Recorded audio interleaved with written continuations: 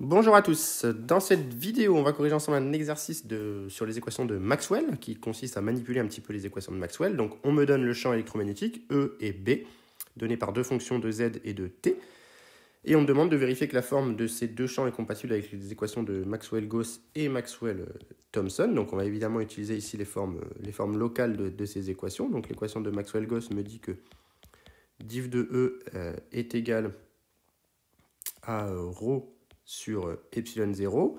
Et donc, comme l'énoncé me dit que l'espace est vide de charge et vide de courant, eh bien, j'en déduis que div de E doit être égal à 0. Donc, je vais calculer la divergence de E. La divergence est un opérateur que vous devez maîtriser en coordonnées cartésiennes. Donc, la divergence d'un vecteur en coordonnées cartésiennes, c'est simplement la dérivée partielle de AX par rapport à X plus la dérivée partielle de AY par rapport à Y, plus la dérivée partielle de AZ par rapport à Z. À chaque fois, évidemment, les deux autres grandeurs étant supposées constantes, comme toute dérivée partielle. Et donc ici, on n'a que div de E. Eh bien, le E est porté uniquement par EX, donc ça me fait DEX sur DX, puisque E est uniquement un EX, sauf que EX ne dépend que de Z et de T, et ne dépend donc pas de x, donc la dérivée partielle est bien nulle, donc c'est compatible avec l'équation de Maxwell-Gauss, et ensuite l'équation de Maxwell-Thomson, qui s'appelle aussi parfois l'équation de Maxwell-Flux, c'est div de B égale 0, cette fois-ci, peu importe que l'espace soit vide de courant ou non, et donc de la même manière, on calcule div de B, B est uniquement porté par EY, donc ça me fait un dBy sur Y, mais BY ne dépend que de Z et de T, donc c'est bien nul. Donc ces champs sont bien compatibles avec les équations de Maxwell-Gauss et Maxwell-Thomson. Montrer que l'équation de Maxwell-Faraday impose une relation entre G de Z et F' de Z. Donc on va déjà rappeler l'équation de Maxwell-Faraday. L'équation de Maxwell-Faraday, c'est ρ de E, le rotationnel de E, est égal à moins dB sur dt.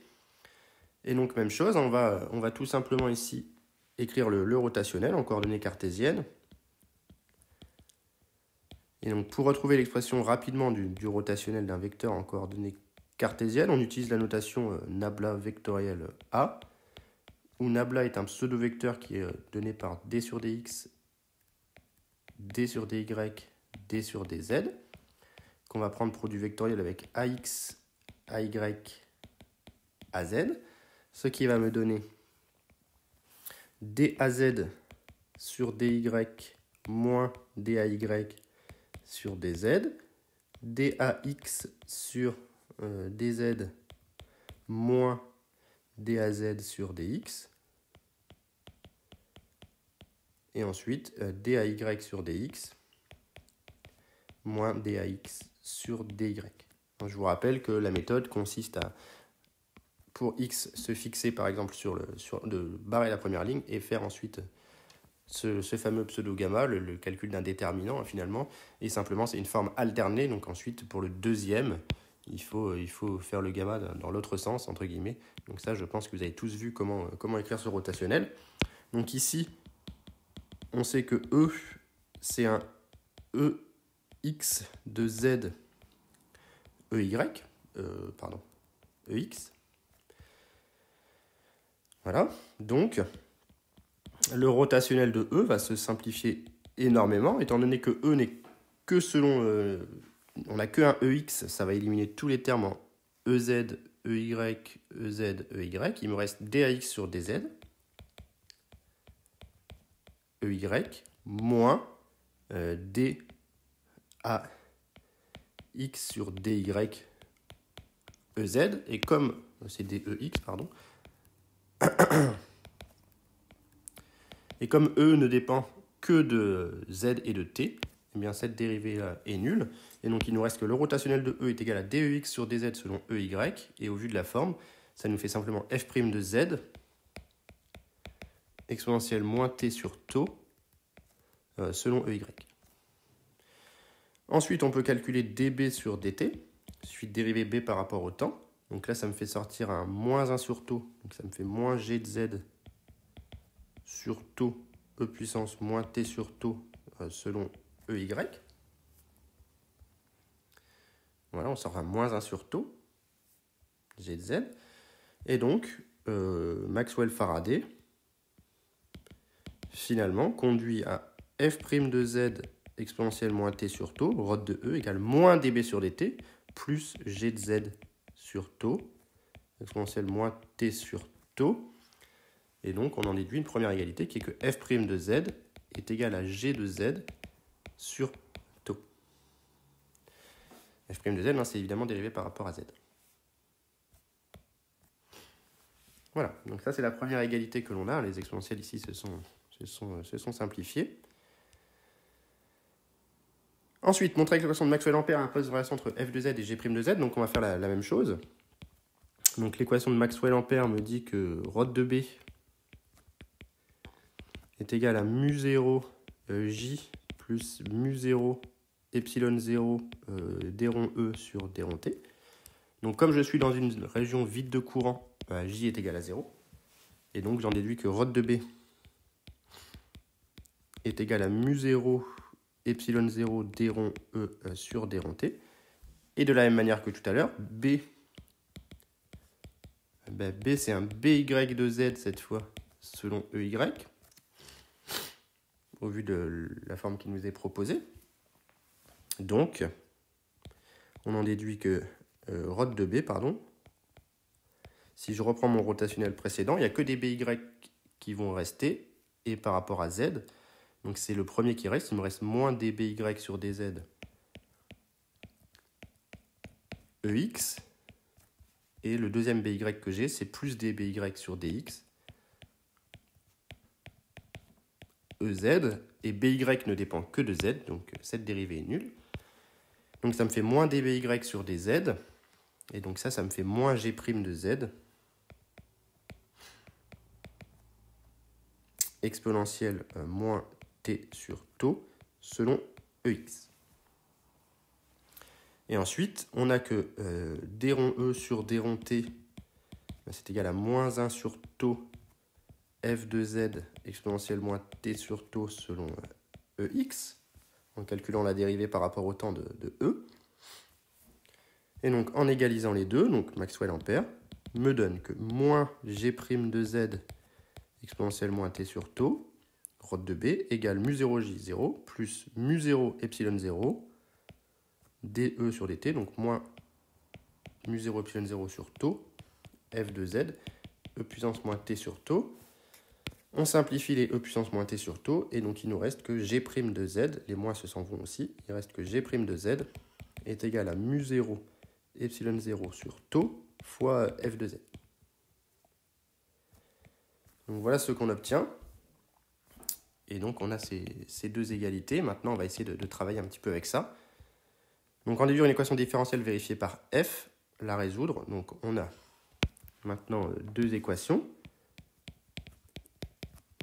On a 1 et 2, on a que f' de z est égal à g de z sur taux, et on a que g' de z est égal à mu0 epsilon 0 sur taux, fois f de z. Donc ce qu'on va faire, c'est qu'on va dériver 1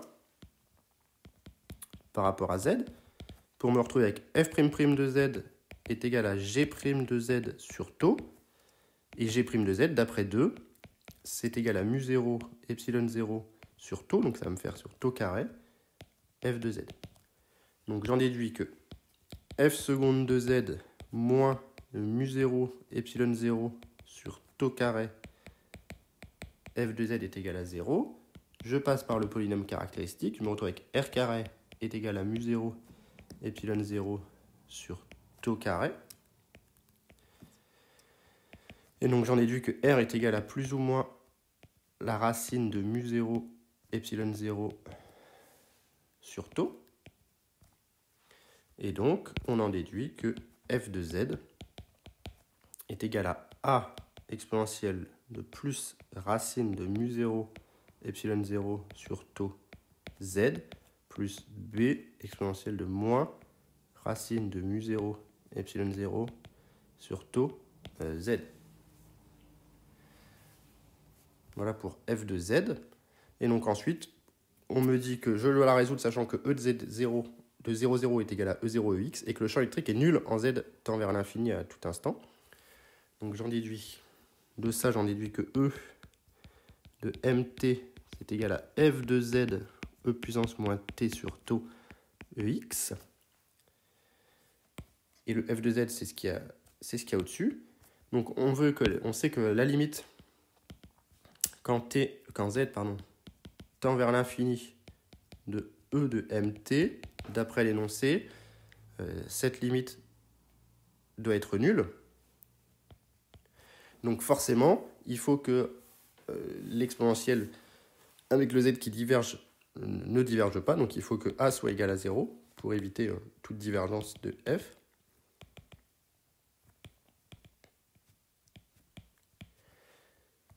De E du coup ici.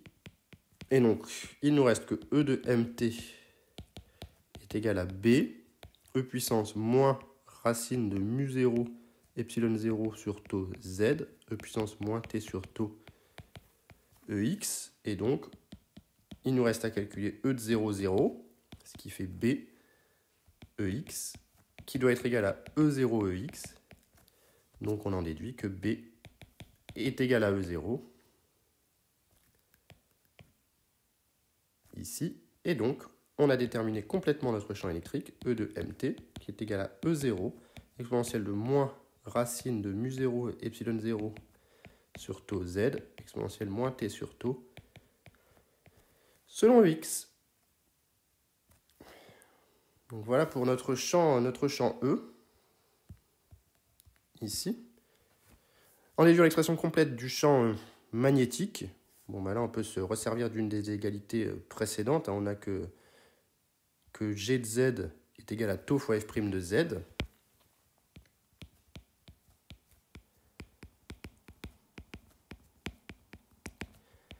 Donc, comme G de Z est égal à tau fois F' de Z, et que F de Z, c'est égal à B exponentielle, donc ça va me faire moins tau B, donc E0 fois racine de mu0 epsilon 0 sur tau, exponentielle de moins racine de mu0 epsilon 0 sur tau z.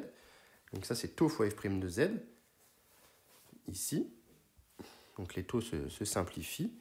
Et donc il nous reste que B de MT, qui était égal à G de Z, exponentielle moins T sur tau EY, va être égal à moins racine de mu0 epsilon 0, E0, exponentielle moins racine de mu0 epsilon 0 sur tau z, exponentielle moins T sur tau, selon EY. Donc voilà pour cet exercice assez intéressant dans la mesure où il permet de manipuler un petit peu les équations de Maxwell. Donc j'ai essayé de faire proprement les calculs de divergence de rotationnelle, puis de résolution des équations différentielles. Donc j'espère que c'était clair, que la correction vous a plu. S'il y a des questions, mettez-les en commentaire.